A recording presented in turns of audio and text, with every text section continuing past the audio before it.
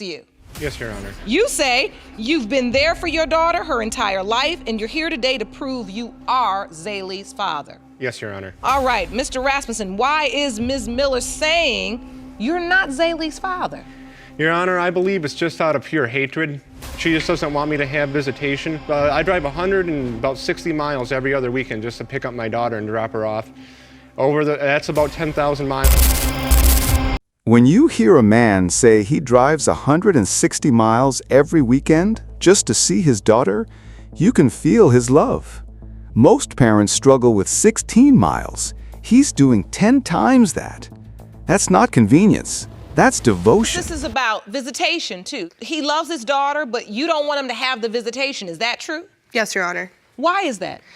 Because I believe that the only reason why he wants the visitation is to claim her on his taxes. That is the furthest thing from the truth.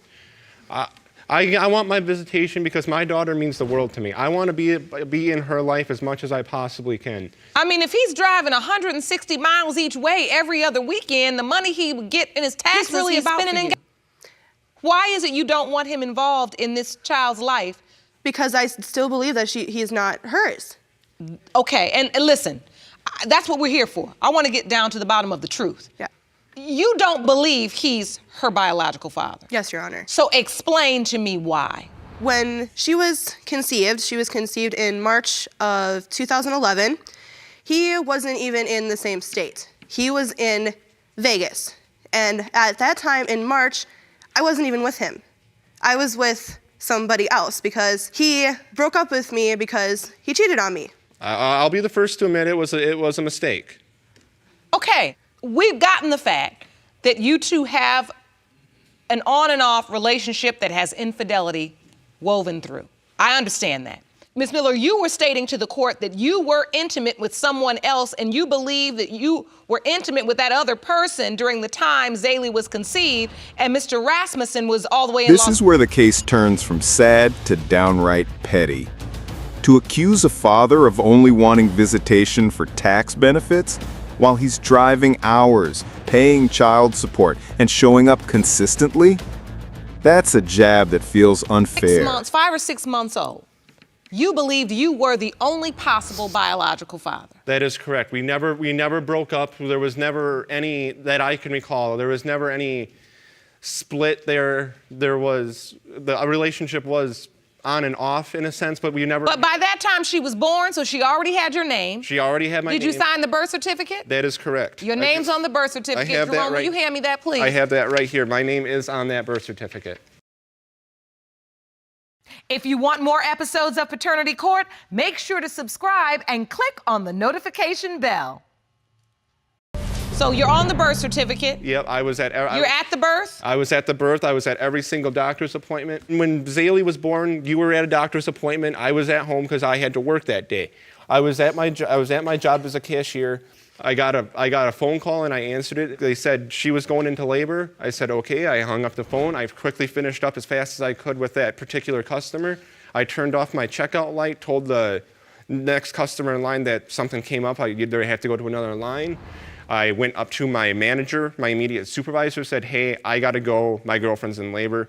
I went home, quickly changed my clothes, and I drove about 45 miles through a winded, wooded road in Wisconsin in December, mind you, so it was about a foot of snow on the ground. I made it to that hospital in less than 35 minutes. I beat her to the hospital, and I was there from the moment she got there to the moment she was discharged. I called my boss at work and said, hey, I gotta take some days off. I don't care if you fire me or whatever, but I gotta stay here. My daughter's. Notice the clash here. Rasmussen paints this dramatic picture of racing through snow to witness his daughter's birth. Miller calls it all a lie. Who's telling the truth? The tragic part is that the little girl in the middle doesn't get to choose which version of the story she'll grow up hearing. Possible father. Yes, Your Honor. Why wait so long to tell him? I told him the first time that we had a court date, but the courts threw it out. Even DNA before test. you tell anybody in court. What about just telling him? I want to understand that. Why was it that you were keeping this information so close to your hip until 5, 6 months after Zaylee was born? The more she grew up, the more I started noticing more of her features, the more she started looking like the other guy. This is a moment that hurts. If there was always another possible father, why wait? Why let a man sign the birth certificate, pay support, and bond with a child, only to pull the rug out years later? That delay is more than legal. It's emotional damage. Relationship with Zaylee. Oh, it's phenomenal. Every time I get her, I try to make the best I can out of it. Even if I don't have any money from, having to put gas in the car and pay the child support and everything, we try to do as much as I try to do as much as I can with her, whether it be something as little as. This part breaks you. He talks about fishing, parks, making memories, the kind of small, simple things a child carries for life. And yet everything he's building hangs on a test result he can't control. These results were prepared by DNA Diagnostics and they read as follows. In the case of Miller versus Rasmussen, when it comes to 3-year-old Zaylee Rasmussen, it has been determined by this court. Mr. Rasmussen, you. And there it is, the sentence no father ever wants to hear. You are not the father. The look on Rasmussen's face, it's like watching a man lose his entire identity in real time. That's a lot of nerve considering the alternative is somebody that don't want nothing to do with you or your child. I'm sorry. That's a lot of nerve. You just showed me where your priorities were right there. The judge nails it. Cheering in that moment shows zero empathy for your child. Because at the end of the day, DNA aside, this little girl did have a man fighting for her. Many kids don't. I know this hurts you. Thank you, Your Honor. I don't know what I'm going to do.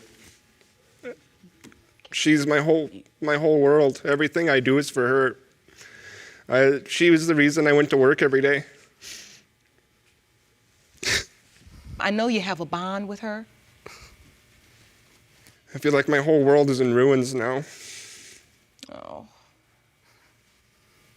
Miss Miller, This is raw heartbreak. When he says, "She's my whole world," you feel it. That's not courtroom performance.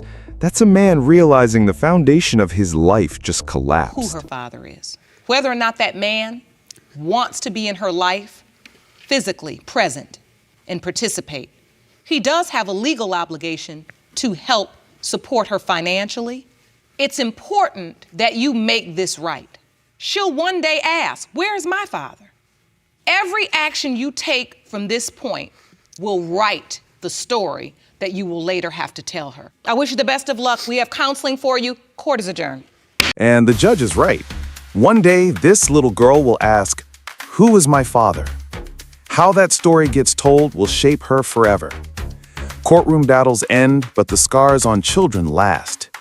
Cases like this remind us, paternity isn't just about DNA. It's about love, sacrifice, and the pain when truth collides with both.